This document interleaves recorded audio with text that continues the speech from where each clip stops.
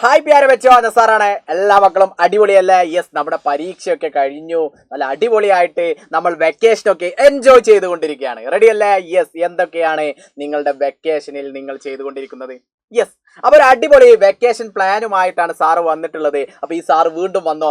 ഇനി പഠനത്തിന്റെ കാലമായോ എന്നൊക്കെ എന്റെ മക്കൾ ചോദിക്കും. പഠനത്തിന്റെ കാലമായോ എന്ന് ചോദിച്ചാൽ നമുക്കൊരു ബ്രേക്ക് ഉണ്ട് എന്നുള്ളത് സത്യം തന്നെ. പക്ഷെ നമ്മൾ അടിപൊളിയായിട്ട് സെറ്റായിട്ട് നമ്മൾ എന്ത് ചെയ്യണം? നമ്മുടെ ഈ വെക്കേഷൻ കൂടി എൻജോയ് ചെയ്യണം. അപ്പൊ എങ്ങനെയാണ് നമുക്ക് നല്ല ലളിതമായിട്ട് വെക്കേഷൻ എൻജോയ് ചെയ്യാം എന്നുള്ളത് നമുക്ക് നോക്കാം അല്ലെ? അപ്പൊ നമ്മുടെ ഒരു വെക്കേഷൻ പ്ലാൻ നമ്മൾ എന്ത് ചെയ്യാണ്? മാഷ് നിങ്ങളുടെ മുന്നിലേക്ക് തരികയാണ്. അപ്പൊ ഓക്കെ അല്ലേ? അപ്പൊ എല്ലാ മക്കളും സെറ്റ് അല്ലേ? അപ്പൊ നിങ്ങൾക്ക് ആദ്യമായിട്ട് നിങ്ങൾക്ക് കാണാം. യെസ് സാർ, ഇത് ഞങ്ങൾക്ക് ആവേശമാണ്. നല്ല കളികളുടെ ഒരു ചിത്രം, ഞങ്ങൾ വ്യത്യസ്ത കളികളൊക്കെ കളിക്കുന്ന മക്കളാണ് എന്നൊക്കെ എന്റെ മക്കൾ ഇങ്ങനെ മനസ്സിൽ പറയുന്നുണ്ടാവും. യെസ്, ഒരു ഫുട്ബോൾ കളിക്കുന്ന നിങ്ങളെ പോലുള്ള മക്കളെ നിങ്ങൾക്ക് കാണാം. അപ്പൊ ഏത് വിനോദമായിക്കോട്ടെ, നിങ്ങൾക്ക് ഇഷ്ടപ്പെട്ട ഏത് കളി ആയിക്കോട്ടെ, നിങ്ങൾ നല്ല അടിപൊളിയായിട്ട് ഈ വെക്കേഷനിൽ കളിക്കുക. നിങ്ങൾക്ക് അപകടമൊന്നും സംഭവിക്കാത്ത രീതിയിൽ നിങ്ങൾ എന്ത് ചെയ്യണം? എൻജോയ് ചെയ്ത് കളിക്കണം എന്നുള്ളത് തന്നെയാണ് നമ്മൾ ഈ വെക്കേഷനിൽ ആദ്യം എന്റെ മക്കൾ ചെയ്യേണ്ടത്. അപ്പൊ നല്ല അടിപൊളിയായിട്ട് നല്ല സെറ്റായിട്ട് നിങ്ങൾ എന്ത് ചെയ്യണം? നിങ്ങളുടെ പരിധിക്കുള്ളിൽ നിന്നുകൊണ്ട് നല്ല സെറ്റായിട്ട് നിങ്ങൾ കളിക്കണം, അടിപൊളിയാകണം, ഉഷാറാവണം എന്നുള്ളതാണ് ആദ്യം എൻ്റെ മക്കൾ ഈ വെക്കേഷനിൽ ചെയ്യേണ്ടത്. ഇനി നമ്മൾ എന്ത് ചെയ്യും? അതിനുശേഷം എൻ്റെ മക്കൾക്കറിയാം നല്ല കഠിനമായ വെയിലാണ് അല്ലെ, നല്ല ചൂടാണ്, നമുക്ക് പുറത്തിറങ്ങാനൊന്നും കഴിയില്ല. അപ്പൊ ഒരിക്കലും നിങ്ങൾ വെയിൽ കൊണ്ടിട്ട് നിങ്ങൾ എന്ത് ചെയ്യാൻ പാടില്ല? കളിക്കാൻ വേണ്ടിയിട്ട് പാടില്ല. വെയിലൊന്നും ഇല്ലാത്ത സമയത്ത് നിങ്ങൾ എന്ത് ചെയ്യാം? കുറച്ച് സമയങ്ങളൊക്കെ നമുക്ക് പ്രയാസമില്ലാത്ത രീതിയിൽ നിങ്ങൾക്ക് കളിക്കാം. ഈ കളിക്കുന്നതിനോടൊപ്പം ഈ വെയിലുള്ള ഈ ചൂട് സമയത്ത് നിങ്ങൾ എന്ത് ചെയ്യണം? നല്ല അടിപൊളിയായിട്ട് വെള്ളം കുടിക്കണം അല്ലെ. നിങ്ങളുടെ ശരീരത്തിന് വെള്ളത്തിന്റെ ആവശ്യം കൂടുതലാണ്. അപ്പൊ നിങ്ങൾ എന്ത് ചെയ്യണം? വെള്ളം പരമാവധി നിങ്ങൾ എന്ത് ചെയ്യണം? കുടിച്ചു കൊടുക്കണം എന്നുള്ളതാ. അപ്പൊ വെള്ളം നല്ല അടിപൊളിയായിട്ട് സെറ്റായിട്ട് എൻ്റെ മക്കൾ എന്ത് ചെയ്യുക? വെള്ളമൊക്കെ കുടിച്ച് ഉഷാറായിട്ട് നിൽക്കുക. ഓക്കെ, സെറ്റ് അല്ലേ? യെസ്, അതേപോലെ പിന്നെ നമുക്ക് വേണ്ടത് എൻ്റെ മക്കൾ ശരിയായ രീതിയിൽ ഉറങ്ങുക എന്നുള്ളതാ അല്ലേ. നമ്മൾ അടിപൊളിയായിട്ട് കളിക്കുന്നുണ്ട്, നല്ല വെള്ളം കുടിക്കുന്നുണ്ട്, കൃത്യസമയത്ത് നമ്മൾ എന്ത് ചെയ്യണം? ഉറങ്ങണം അല്ലെ. കുറേ സമയമൊന്നും നമ്മൾ ഫോണിലൊന്നും കളിച്ച് നമ്മുടെ വിലപ്പെട്ട സമയമൊന്നും എൻ്റെ മക്കൾ ഒന്നും കളയരുത്. നല്ല അടിപൊളിയായിട്ട് വെക്കേഷൻ എങ്ങനെയാണോ ആ രീതിയിൽ നല്ല അടിപൊളിയായിട്ട് ഒരു അലാറൊക്കെ വെച്ച് എൻ്റെ മക്കൾ എന്ത് ചെയ്യണം? സെറ്റായിട്ട് നിങ്ങൾ അടിപൊളിയായിട്ട് നിങ്ങൾ കൃത്യസമയത്ത് ഉറങ്ങുക എന്നുള്ളത് എൻ്റെ മക്കൾ അടിസ്ഥാനമായിട്ട് എൻ്റെ മക്കൾ എന്ത് ചെയ്യണം? ഒന്ന് അടിപൊളിയായിട്ട് സെറ്റായിട്ട് നിങ്ങൾ എന്ത് ചെയ്യണം? സെറ്റാക്കണം ഉറക്കമൊക്കെ അല്ലേ. അപ്പൊ കുറഞ്ഞ സമയം ഉറങ്ങിയിട്ട് കൂടുതൽ സമയം എന്ത് ചെയ്യാൻ പാടില്ല? നിങ്ങൾ കളിയിലും മറ്റു ആക്ടിവിറ്റിയിലും ഒന്നും ഈ വെക്കേഷനിൽ നിങ്ങൾ ഇടപെടാൻ പാടില്ല എന്നുള്ളതാണ്. റെഡി? യെസ്, അങ്ങനെയാണെങ്കിൽ പിന്നെ നമ്മൾ എന്ത് ചെയ്യും?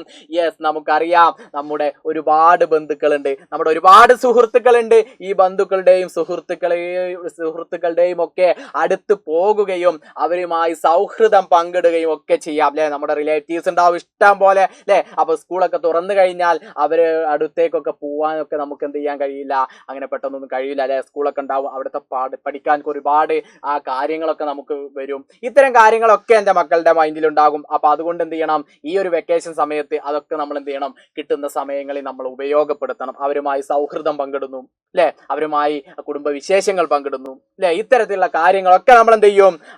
ഈ ഒരു വെക്കേഷനിലൂടെ നമ്മൾ സെറ്റാക്കി അതിനുള്ളൊരു സമയം കൂടി നമ്മൾ അറേഞ്ച് ചെയ്ത് കണ്ടെത്തും. ഇത്തരം 4 കാര്യങ്ങൾ എൻ്റെ മക്കൾ ചെയ്യുന്നതോടൊപ്പം ഓരോ ദിവസവും നമ്മൾ എന്തിനു മാറ്റി വെക്കണം? സ്റ്റഡി അല്ലെ. വെക്കേഷനാണ്, കളിക്കാം അല്ലെ, മറ്റു ആക്ടിവിറ്റിയിൽ ഏർപ്പെടാം എന്നൊക്കെ നമുക്കുണ്ടെങ്കിലും അടിസ്ഥാനമായിട്ട് ഒരു സമയം, ഒരു നിശ്ചിത സമയം അല്ലെ, 1 hour അല്ലെ, ഒരു മണിക്കൂർ എന്നുള്ള സമയം അല്ലെങ്കിൽ 2 മണിക്കൂർ എന്നുള്ള സമയം, അതിൽ കുറയാതെ നമ്മൾ എന്ത് ചെയ്യണം? പഠനത്തിനും വായനക്കും വേണ്ടി എൻ്റെ മക്കൾ കൃത്യമായിട്ട് മാറ്റി വെക്കണം അല്ലെ. ഉദാഹരണമായിട്ട് നമ്മൾ പത്രം വായിക്കുന്നു അല്ലെ, അല്ലെങ്കിൽ പുസ്തകങ്ങൾ വായിക്കുന്നു അല്ലെ. നമുക്കിഷ്ടപ്പെട്ട വ്യത്യസ്ത രീതിയിലുള്ള നമ്മുടെ ഇഷ്ട എഴുത്തുകാരുടെ പുസ്തകങ്ങളൊക്കെ നമ്മൾ ഈ ഒരു സമയം മുതലൊക്കെ നമ്മൾ അടിപൊളിയായിട്ട് ഈ സമയങ്ങളിൽ യൂസ്ഫുൾ ആയി ഉപയോഗിച്ചുകൊണ്ട് നമ്മൾ എന്ത് ചെയ്യണം? അതൊക്കെ വായിക്കണം അല്ലെ. വായന പ്രധാനമാണ് എൻ്റെ മക്കൾക്ക് എല്ലാവർക്കും എന്നുള്ളതാണ്. ഹിന്ദിയൊക്കെ നിങ്ങൾക്ക് എന്ത് ചെയ്യാം? കഴിഞ്ഞ അധ്യയന വർഷത്തിൽ നിങ്ങൾ പഠിച്ചത് എന്താണോ അതൊക്കെ നിങ്ങൾ റിവൈൻഡ് ചെയ്ത് ഒരു 3-4 വരിയൊക്കെ നിങ്ങൾ അടിപൊളിയായിട്ട് എഴുതി വെക്കണം. എഴുതി വെച്ചിട്ട് അതിങ്ങനെ വായിച്ചു നോക്കുക. അപ്പോൾ 2 വരിയൊക്കെ നിങ്ങൾ എഴുതി അത് വായിക്കുക. ഓരോ ദിവസവും അത്തരത്തിൽ നിങ്ങൾ എന്ത് ചെയ്യണം? അതിനു വേണ്ടി സമയം മാറ്റി വെക്കുമ്പോൾ നിങ്ങൾക്ക് ഹിന്ദി എഴുതാനും വായിക്കാനും വളരെ ലളിതമായിട്ട് എൻ്റെ മക്കൾക്ക് കഴിയും എന്നുള്ളതാണ്.